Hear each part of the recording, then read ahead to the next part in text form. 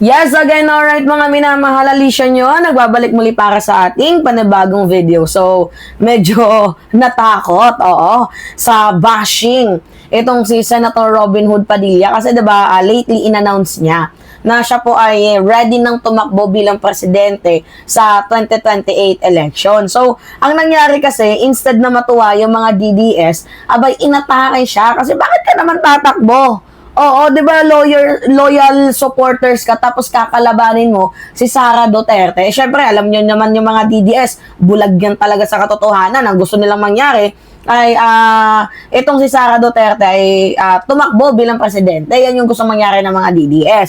Ngayon, dahil naman alam natin na itong si Sara Duterte ay malapit nang ma-impeach, nag-assume na itong si Robin Padilla na siya na lang yung tumakbo, yung papalit kasi baka basbasan daw siya ni Sara Duterte. Hindi pa nga na-impeach si Sara, meron ka ng pangarap, 'di ba?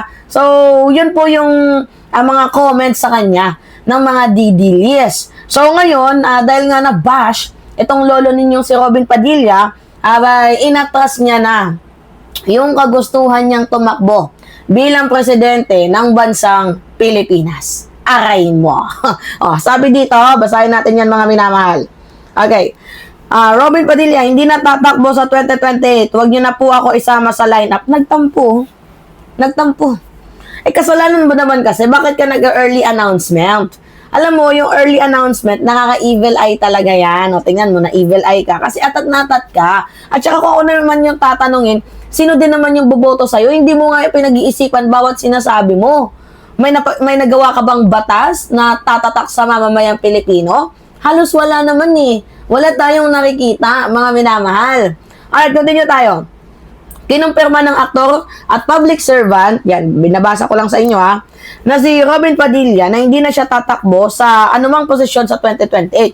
Sinabi mo na yan before di ba? Hindi ka natatakbo, tapos biglang tatakbo na naman, hindi na tatakbo. Kumbaga sila yung tipo ng tao na walang isang salita. 'Di ba? Na ay Jude sila, word of honor. Hindi nila kayang panindigan ng sinasabi nila, nagsasalita lang sila depende sa panahon, sa oras, or kung sa viral. Itong si Robin kasi, padalos-dalos. At alam ng lahat niya na padalos-dalos itong si Senator Robin Hood Padilla. To the point na hindi niya na pinag-iisipan bawat lumalabas sa kanyang bibig. Tingnan nyo, nagpayo siya kay Bato de la Rosa. Alagad ka pa man din ng batas, tapos tinuturuan mo si Bato de la Rosa na magtago. Huwag magpakita. Tama ba yun? Hindi iniisip ang lumalabas sa kanyang bibig. Diba? Continue tayo. Sa isang social media post ng vlogger at kilalang Duterte supporter na si Jack Aragota, nagbigay ng reaksyon si Robin patungkol sa magaganap na 2028 election.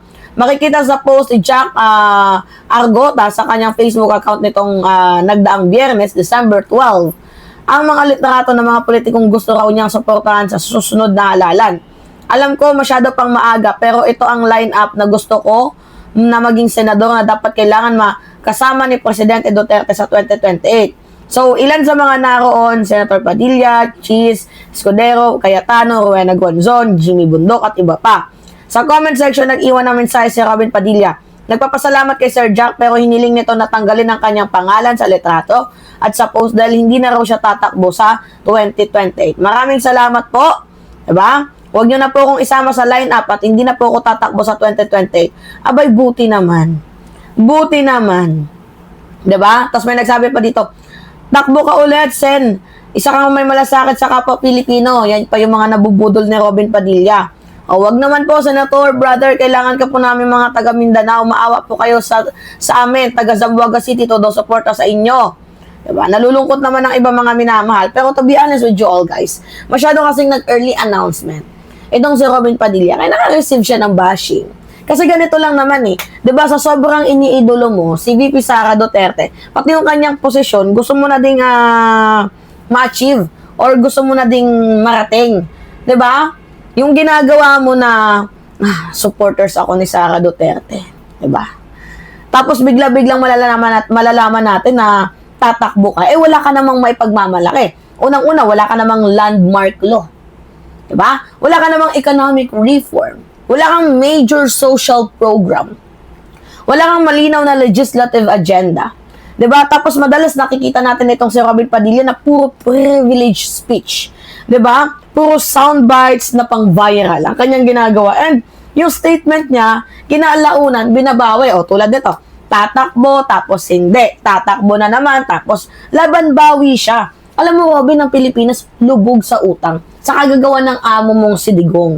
Di ba, may krisis tayo sa edukasyon dahil kinurakot di umano ang pondo ng Kaban ng Bayan ng second to the highest public official na si Sara Duterte. Tingnan nyo, pinapakasuhan na ng malversation, plunder, at kung ano-ano pa. May problema tayo sa healthcare. And also, meron tayong banta sa West Philippine Sea. Hindi natin alam kung kakayanin mo gawan ng solusyon yang mga yan. Dahil ang kailangan ng presidente, dapat merong utak. May utak ka ba, Robin? Kung wala kang makikitang malinaw na may aambag mo sa bansang Pilipinas, huwag mo na kaming idamay. Alam namin, yes, hindi mawawala yung mga supporters mo, pero huwag mo kaming idamay. Maawa ka. 'Di ba? Nakakaawa na nga yung mga Duterte yung nakaupo, kawawa yung Pilipinas. Ikaw pa kaya? 'Di ba?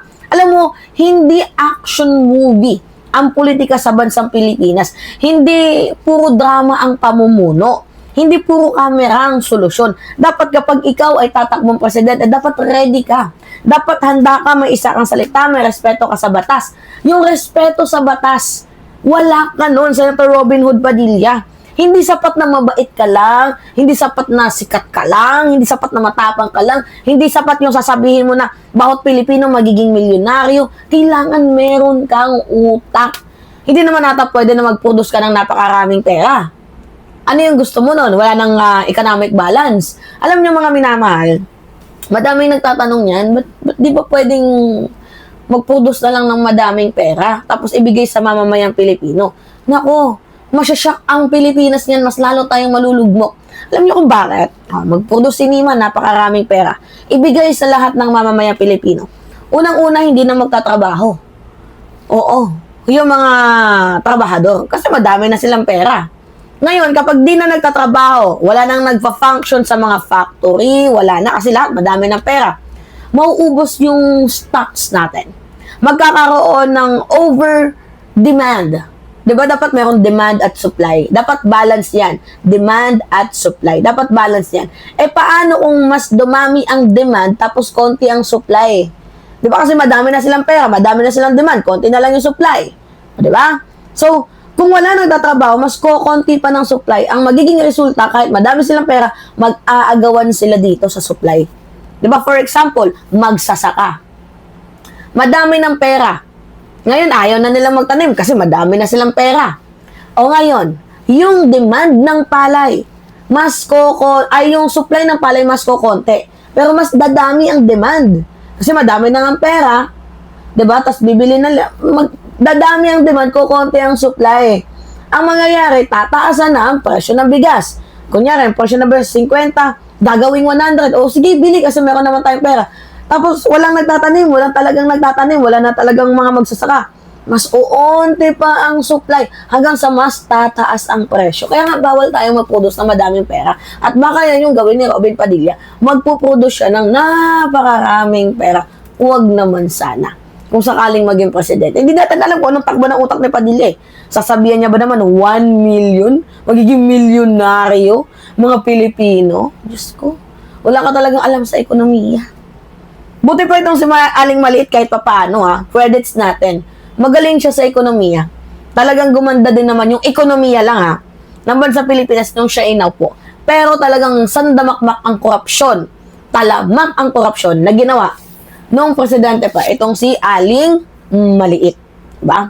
Alright, mga minamahal kayo, ano masasabi ninyo? Anyway, pahingi lang ako ng comments, likes, and share. And also, don't forget to click the subscribe, mga minamahal, and always hit notification bell for more update. Maraming salamat at ingat, mga kababayan.